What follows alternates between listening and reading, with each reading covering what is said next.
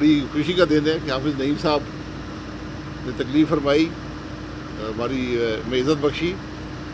لیاقت بلوچ صاحب بھی ان کے ساتھ تھے، میاں اسلم صاحب ابھی ساتھ تھے، رنداوا صاحب بھی تھے، امیر الدین صاحب بھی تھے۔ تو مقصد تو غزہ کی بات پر تھا، لیکن کہ آگے 1 سال ہونے لگا ہے، اس پر ہمیں کیا کرنا چاہیے۔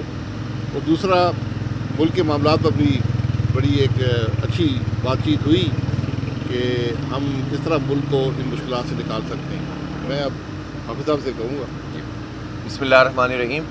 آپ جانتے ہیں کہ اس وقت جماعت اسلامی کا ہمارا یہ ڈیلیگیشن پاکستان کی سیاسی جماعتوں کے رہنماؤں سے ملاقات کر رہا ہے، اور اس میں جو ہمارا واضح اور متعین ایجنڈا ہے وہ تو یہ ہے کہ 1 سال ہونے کو آ گیا ہے جو غزہ کی صورتحال ہے، اور اسرائیل کی دہشت گردی ہے، اور دنیا کی بے حسی ہے، اور 43,000 لوگ شہید ہو چکے ہیں، جن میں 30,000 سے زائد عورتیں اور بچے ہیں، اور یہ جنگ اب پھیل رہی ہے، لبنان میں چلی گئی ہے، یمن میں، اور اب ایران۔ تو کچھ نہیں پتہ حالات کہاں جائیں اور پوری دنیا اس جنگ کی لپیٹ میں آ جائے۔ اسی طرح سے عالمی جنگیں شروع ہوتی ہیں، اور اس سے ظاہر ہے کہ جو کچھ تباہی ہوگی اس کی ذمہ داری کس پر ہوگی؟ اس کی ذمہ داری ان عالمی طاقتوں پر ہوگی جن کے ناک کے نیچے سب کچھ ہو رہا ہے، بلکہ ان کے تعاون کے ساتھ یہ زائنزم جو اسرائیل کا ہے اور گریٹر اسرائیل کا جو ان کا خواب ہے، وہ اس کو پورا کرنے کے لیے جو چاہ رہے ہیں کر رہے ہیں۔ اسی طرح سے جو مسلم ممالک اور ان کا حکمران طبقہ ہے، ان کی بے حسی اور اپنا رول ادا نہ کرنا، اور اسرائیل کو ایک واضح میسج نہ دینا، جس کے نتیجے میں اسرائیل کو یہ طاقت مل رہی ہے کہ وہ نہتے لوگوں کو مار رہا ہے۔ اسرائیل تو اپنی جنگ پچھلے سال ہار گیا تھا، وہ تو بدلہ لے رہا ہے ہمارے بچوں سے، ہماری عورتوں سے، ہمارے بزرگوں سے، اور کیمپوں پہ حملہ کر رہا ہے، نہتے لوگوں کو قتل کر رہا ہے، اور اس کو یہ طاقت بھی عالمی طاقتوں کی خاموشی اور حمایت، اور مسلم طاقتوں کی بھی بے حسی اور خاموشی کے نتیجے میں اسرائیل کی حمایت، اس کے نتیجے میں یہ حاصل ہو رہی ہے۔ تو اس میں کیا کریں؟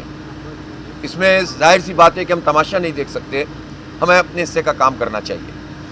ہم سمجھتے ہیں کہ پاکستان کی یہ سگنیفیکنس ہے کہ پاکستان ایک نظریاتی مملکت ہے، پاکستان ایک نظریے پر وجود میں آیا ہے، اور پاکستان کی پوری تحریک جب چل رہی تھی پاکستان بننے کی، تو فلسطین کا ایشو بھی اس وقت موجود تھا، اور ہر آل انڈیا مسلم لیگ کی ہماری بڑی جو بھی ان کا اجلاس ہوتا تھا، مجلسیں ہوتی تھیں، اس میں پاکستان کے حق میں بھی قرارداد پاس ہوتی تھی اور فلسطین کے حق میں بھی قرارداد پاس ہوتی تھی۔ اسی لیے قائد اعظم نے اسرائیل کو مغرب کی ناجائز اولاد کہا، اور کام کبھی تسلیم نہیں کریں گے۔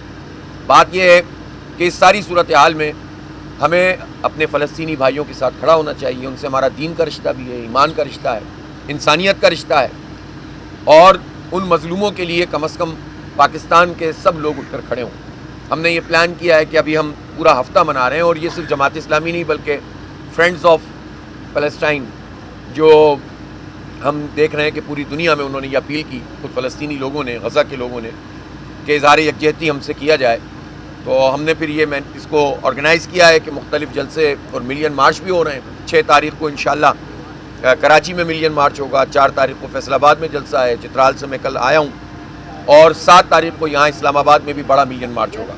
لیکن ہم نے یہ بھی طے کیا ہے کہ پورے ملک میں بیک وقت 7 اکتوبر کو 1 سال مکمل ہونے پر تمام لوگ گھروں سے باہر نکلیں، دفتروں سے، اپنے اسکولوں سے، کالجوں سے، مدارس سے، اور گھروں سے سب نکل کر آفیسز سے ایک اظہار یکجہتی کریں، اور اسی لیے ہم تمام جماعتوں سے رابطہ کر رہے ہیں۔ اور آپ نے دیکھا کہ ظاہر شاہد خاقان عباسی صاحب کی جماعت اور ان کی پارٹی تو جو موقف رکھتی ہے، الحمدللہ تقریباً تمام چیزوں پر ہمارا ایک ہی موقف ہے، لیکن وہ پارٹیاں کہ جن سے ہمارا سیاسی اختلاف ہے، ہم ان کے پاس بھی جا رہے ہیں، اور ہم پرائم منسٹر صاحب سے بھی ملیں گے انشاءاللہ، اور ان سے بھی کہیں گے کہ آپ اپیل کریں، اور اگر ان کی طرف سے یہ سولیڈیریٹی کا پیغام آتا ہے تو ہم اس کو آن کر لیں گے۔ ہمارا یہ مسئلہ نہیں ہے کہ پولیٹیکل پوائنٹ اسکورنگ ہو، پوری قوم کو غزہ کے لوگوں کے ساتھ کھڑا ہونا چاہیے، اور پوری قوم کو دہشت گردی اور اسٹیٹ دہشت گردی کی جو ہے مذمت کرنی چاہیے۔ تو اس سے ہم شاید کوئی اپنا فرض ادا کر سکیں اور کوئی کردار ادا کر سکیں۔ اسی سلسلے میں ہم شاہد خاقان عباسی صاحب کے پاس حاضر ہوئے تھے، انہوں نے بڑی شفقت فرمائی۔ یہ سینئر پولیٹیشین ہیں، یہ ہمارے ایکس پرائم منسٹر بھی ہیں، ان کا بڑا کنٹریبیوشن ہے، ان کے والد صاحب کا، ان کا، اور ابھی بھی ظاہر ہے کہ یہ اپنا کردار ادا کر رہے ہیں۔ ہمیں خوشی ہے کہ انہوں نے اس پورے عمل کی حمایت بھی کی ہے، اور ساتھ ساتھ پھر ظاہر ہے جب گفتگو ہوئی ہے تو پاکستان کے حالات، آئینی حالات، عدالتوں کے رویے، حکمرانوں کا معاملہ، فارم 45-47 اور اسی طرح سے جو ہے وہ ملک میں جمہوریت کا مستقبل اور خاص طور پر نوجوان نسل کو امید دلانے کے حوالے سے ہم نے گفتگو کی ہے. تو ہماری بہت اچھی گفتگو ہوئی اور میں سمجھتا ہوں کہ آگے چل کر بھی یہ سلسلہ جاری رہے گا. میں شکر گزار ہوں شاہد خاقان عباسی صاحب کا کہ جنہوں نے یہ موقع فراہم کیا. بہت شکریہ. سر یہ بتا دیں آج پہلے آپ تھوڑی سی بات تو کریں. جی میں کر لی ہوگی. بھائی صاحب کے حوالے سے سپریم کورٹ نے نظر ثانی جو درخواستیں تھیں وہ منظور کر دی ہے. فلور کراسنگ پر ووٹ کاؤنٹ ہوگا، اس حوالے سے آپ کہتے ہیں؟ دیکھیے بڑی بدقسمتی ہے. یہ جب قانون بنا تھا تو مقصد یہ تھا کہ ہارس ٹریڈنگ اور فلور کراسنگ روکی جائے.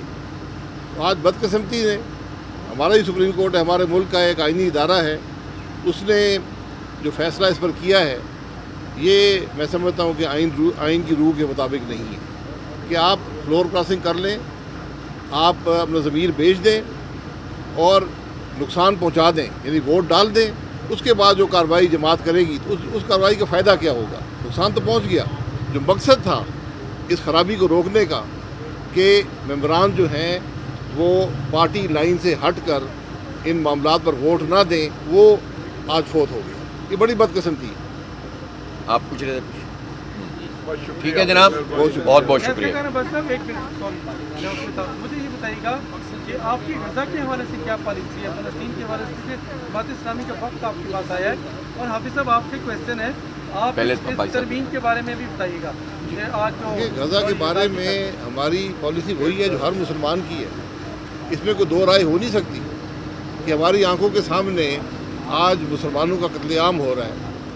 42,000 سے زیادہ بچے، عورتیں، سویلین شہید ہو چکے ہیں اور دنیا خاموش بیٹھی ہے.